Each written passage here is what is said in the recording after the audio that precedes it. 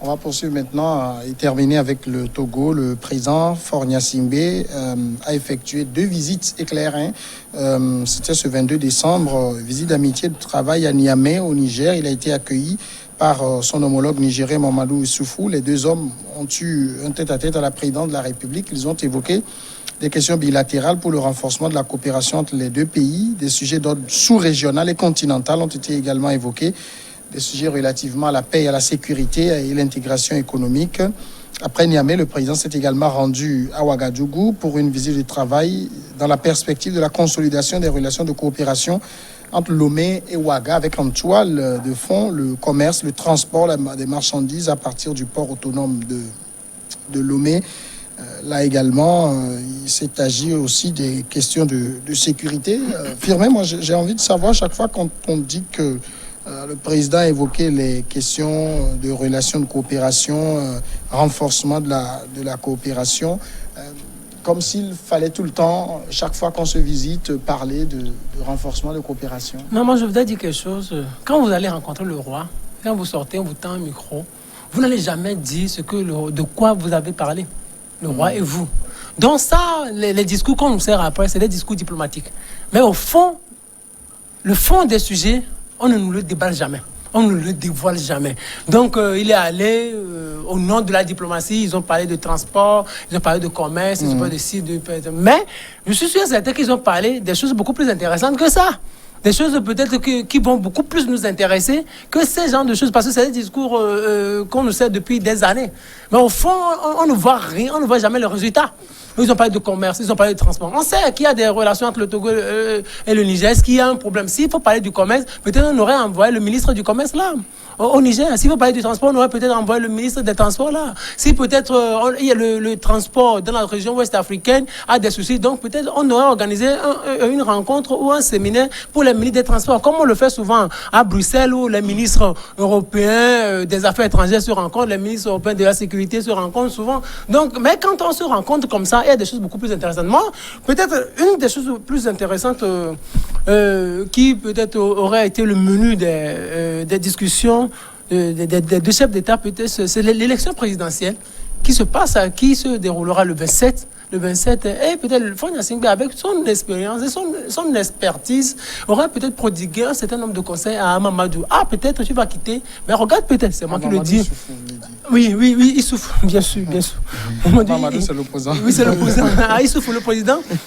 En exercice, vous êtes en train de partir, mais pour plus de stabilité, pour plus de sécurité, mais regardez ce qui est en train de se passer en RDC, regardez ce qui se passe en Mauritanie, regardez ce qui se passe en Angola. Faites attention, peut-être assurez bien vos arrières pour penser à votre avenir avant de lâcher le pouvoir. Mais je pense que ce sont des discussions, ces discussions ne pourront jamais manquer.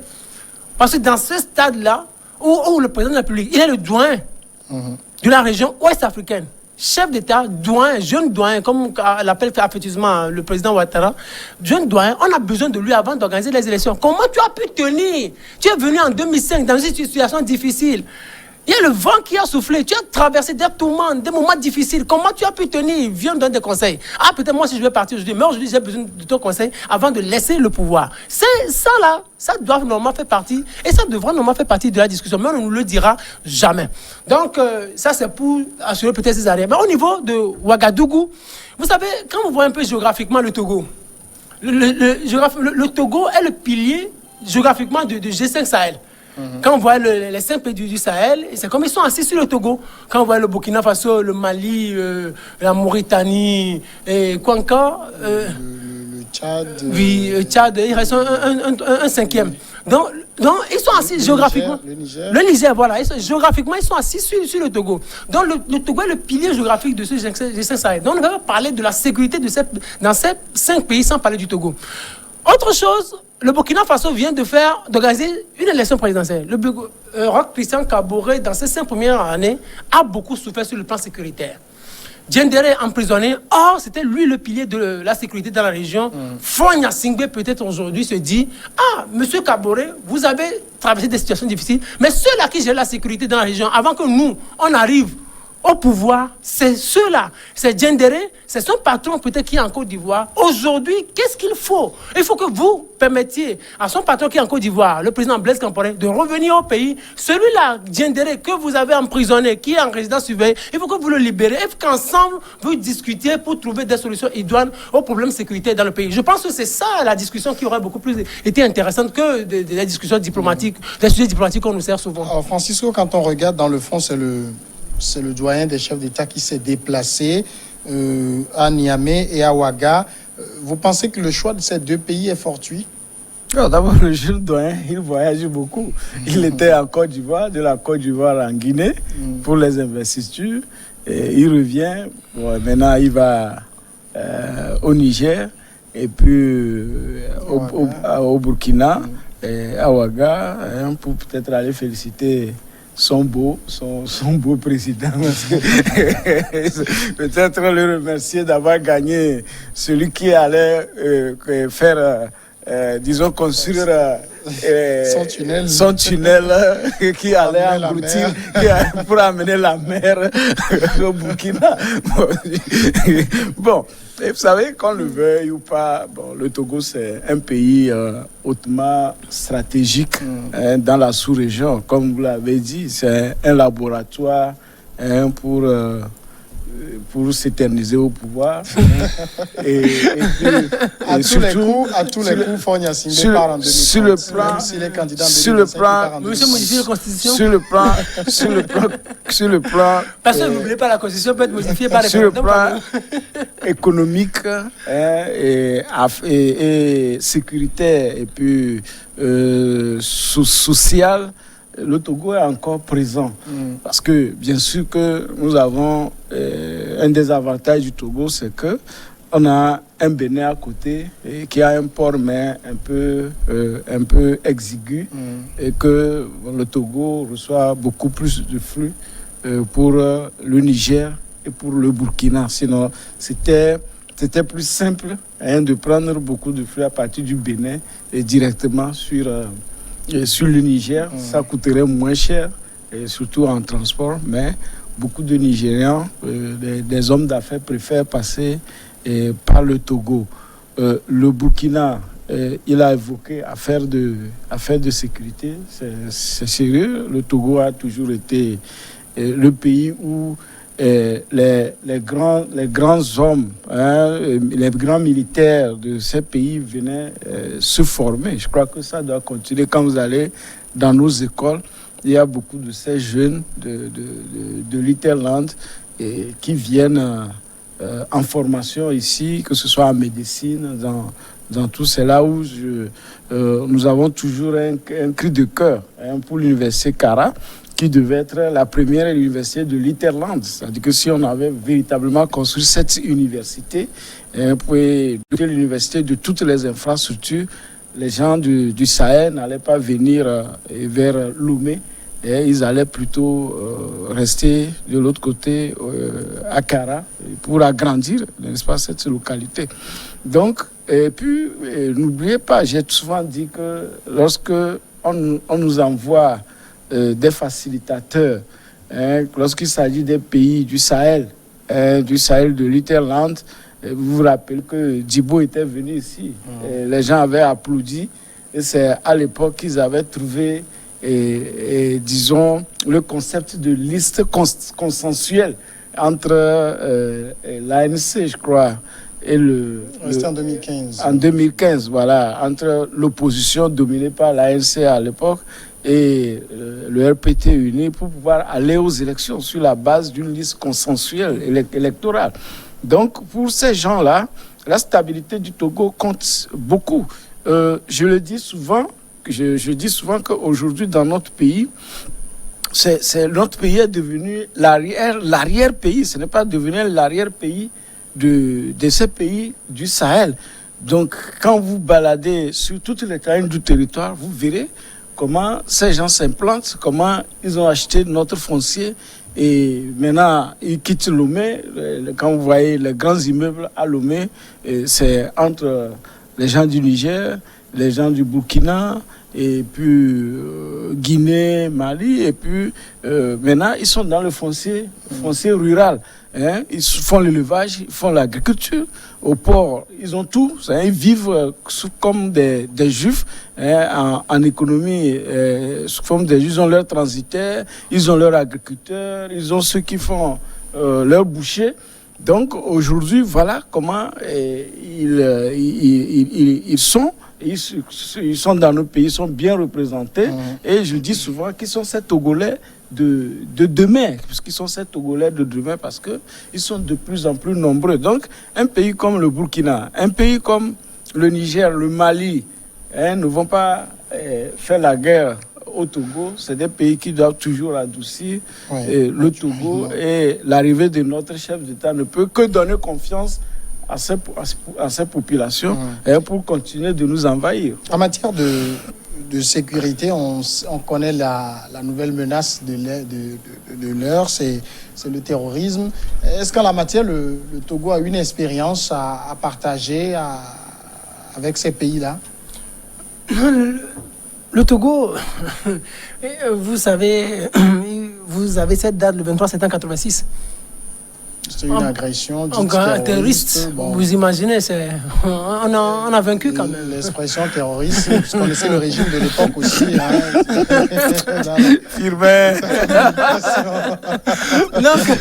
Parlons des nouvelles formes de terrorisme d'aujourd'hui.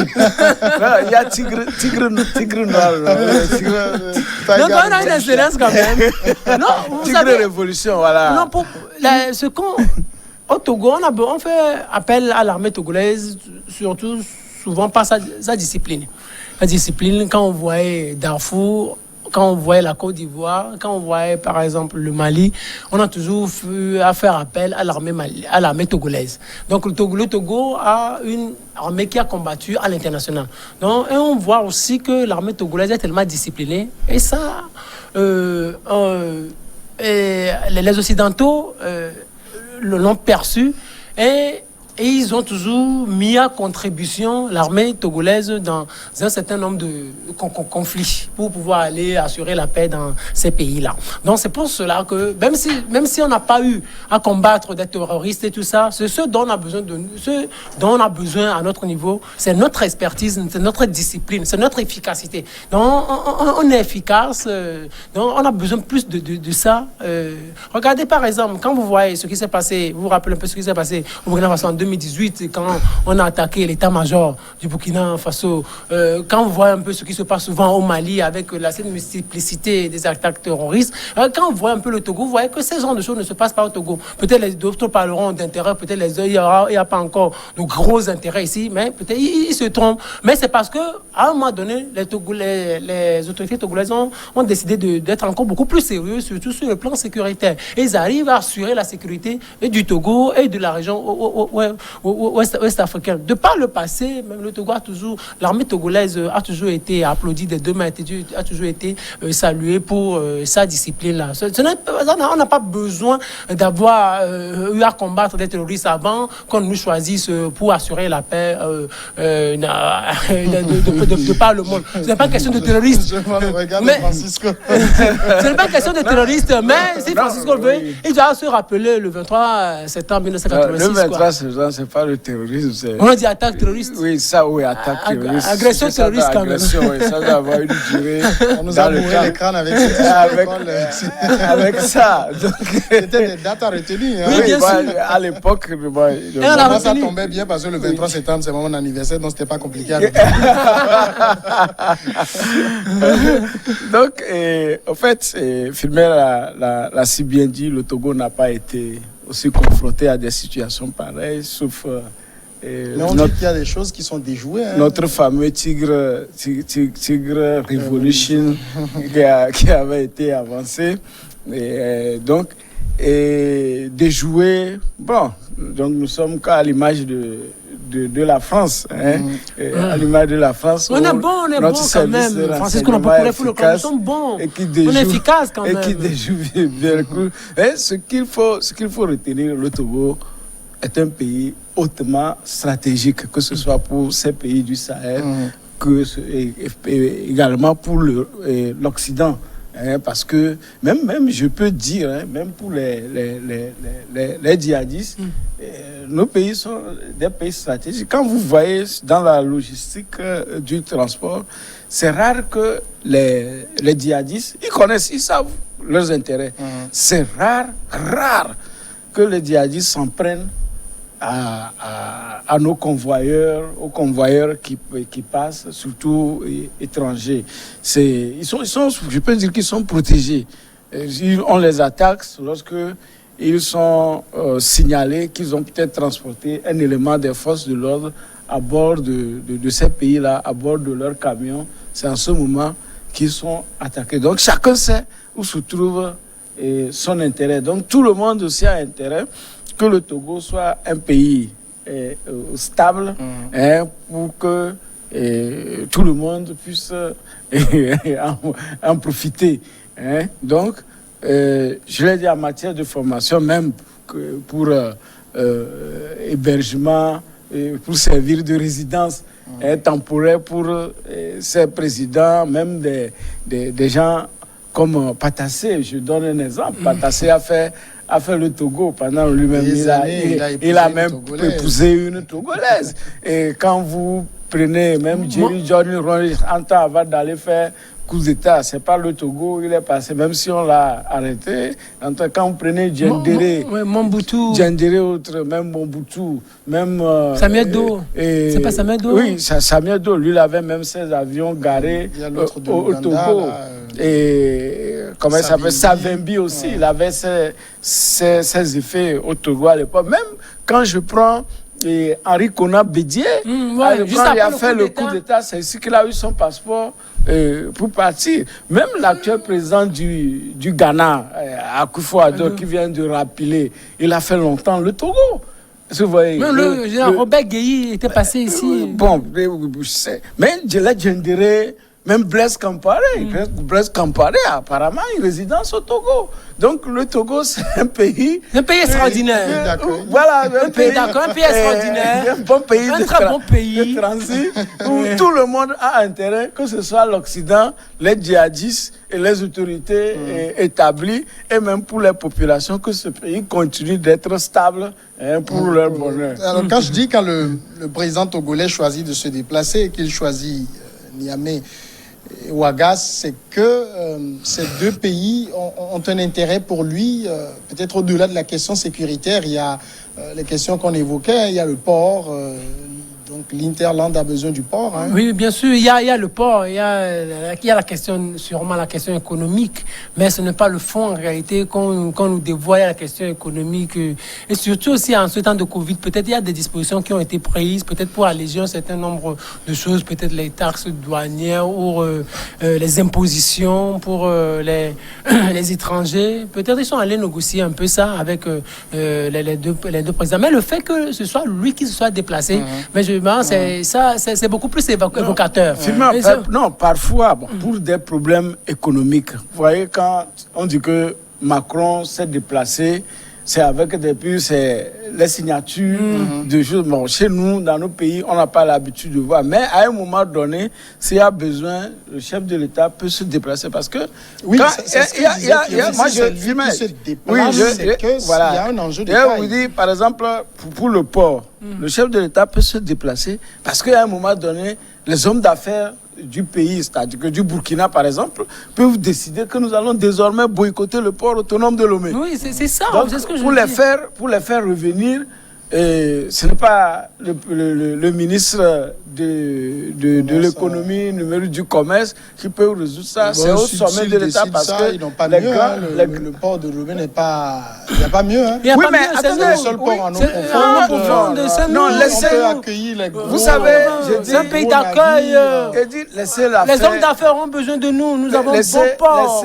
Quoi que vous puissiez dire, on a besoin de nous. Laissez l'affaire de eau en eau profonde. Nous l'avons, mais si vous n'avez pas de bonne route pour acheminer les marchandises, si vous avez... Il y a un projet de dédoublement de la nationale numéro 1. Numéro 1 de Dogbe, là, ça va, de la première ministre, là, ça va aller. On l'avait annoncé il y a longtemps, vous savez.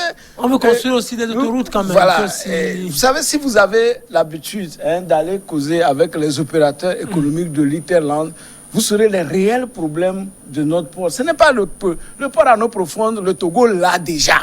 Est-ce que vous voyez? Le Togo a déjà investi dans les infrastructures, c'est-à-dire que si ce n'est pas le Togo, mais les Bolloré, et puis les MSC, LCT, ils ont investi. Est-ce que c'est rentabilisé? Est-ce que vous voyez? Ça ne peut être rentabilisé que lorsque les flux viennent beaucoup. Bien sûr, les gens évoquent le transbordement. Le transport, c'est une bonne chose. C'est juste pour la quantité, pour l'image du pays. Mais le pays ne profite le Togo n'est pas compétitif. Attendez, le pays ne profite de toutes ces marchandises qui sont déchargées au port que lorsque la marchandise franchit le cordon douanier. C'est-à-dire que le transitaire a pu faire ces opérations pour soit acheminer vers l'Iterland ou en conso. Est-ce que vous voyez? Vous demandez si le port autonome n'est pas compétitif. Le port autonome, tel que c'est géré aujourd'hui, c'est-à-dire quand je prends toute la structure de l'OTR et autres, ce n'est plus aussi compétitif. Parce que quand moi je vais, parce que c'est un travail que j'ai fait pendant des années, pendant 20 ans, que j'étais dans le domaine, mais quand vous voyez les taxes qui sont sur le domaine portuaire, parfois les taxes dépassent le travail qu'on fait au port. Est-ce que vous voyez? Les impôts et la douane sont des instruments stratégiques. Dans le temps, les gens guettaient, c'est-à-dire que le Togo, avant de faire sa loi des finances, avant de fixer ses taux, doit regarder un peu ce que le Bénin applique. Regarde un peu ce que le Ghana applique. Est-ce que vous voyez? Parce que, et puis la Côte d'Ivoire, puisque c'est les ports qui se rivalisent. Donc par rapport à ça, le Togo peut fixer ses tarifs pour attirer les gens. Mais depuis un moment, ce n'est plus la même chose. Aujourd'hui, maintenant, avec tout le problème de congestionnement, j'ai évoqué ça la dernière fois ici, pour faire rentrer et pour sortir un conteneur au port autonome de l'Égypte avec un ami la dernière fois, il a fait 1 mois. Il est en train de payer les frais supplémentaires pour juste mettre un conteneur en conso. C'est-à-dire que c'est une opération qui doit se faire lorsque le guichet unique est arrivé. C'est quelque chose qu'on faisait au plus en 72 heures. En 48 heures, vous avez déjà mis votre marchandise dehors. Mais aujourd'hui, non, il y a une lenteur qui s'est il y a beaucoup de lenteur. Peut-être parce que depuis un moment, on nous vante beaucoup de réformes au niveau du port et il a fallu que le président lui-même se déplace. Non, c'est que voilà, on dort un peu sur nos lauriers. Vous prenez quelqu'un, c'est-à-dire que les gens évoquent le Togo a un port en eau profonde sans savoir. Mais si vous avez le port en eau profonde, vous en faites quoi? Voilà, peut-être toutes les structures. Non, on a toujours parlé de certain nombre de réformes engagées dans la zone portuaire. On espère que ces réformes seront profitables pour le pays à l'avenir. Mais ce que je disais, le fait que ce soit lui-même qui se soit déplacé, donc peut-être c'est beaucoup plus évocateur. Peut-être c'est pour aller renégocier un certain nombre de contrats avec ces chefs d'État, ces homologues-là, pour peut-être attirer plus d'investisseurs. Peut-être ils attendent chef d'État de Ouaga, de Niamey, peut-être ils ont besoin, ils ont un certain nombre de choses à imposer au gouvernement togolais. Peut-être c'est ça, pour ça il est allé pour renégocier un certain nombre de choses, pour attirer encore plus d'investisseurs aussi. Et puis n'oubliez pas, l'autre chose de politique dont j'ai fait mention au début, c'est le parti de Blaise Compaoré qui est arrivé, qui est aujourd'hui chef de file de l'opposition. Ça doit faire normalement partie de la discussion entre les deux chefs d'État, entre Compaoré et Gnassingbé. Merci. Merci. En le faisant revenir, il deviendra comme François Bozizé. Merci Francisco. Joyeux Noël, on se reverra après. Ah ben, joyeux Noël à tous les Togolais. Joyeux Noël Moi, j'ai quand même remarqué qu'il n'y a pas beaucoup de décoration ces temps-ci. La crise est passée par là. C'est la crise sanitaire. Les gens ont peur, les gens n'ont pas de sous. Le bol de maïs est déjà à 500 francs CFA, je crois, et plus. Donc, vous voyez, l'argent du bol de maïs, on ne va pas prendre pour acheter. On ne mange pas maïs. Pour acheter un peu sa vie. Oui, mais attendez, mais lorsque le maïs a flambé, sachez que les autres, au niveau du port également, et au niveau du marché, aussi vont flamber. Que Dieu nous garantisse la fête que d'une presse. C'est le temps de manger local, comme on le dit. Moi, j'ai mes ignames de Bassa. Oui. Donc, j'ai passé commande. Ou de Balavé, voilà. Merci beaucoup, messieurs, et à demain.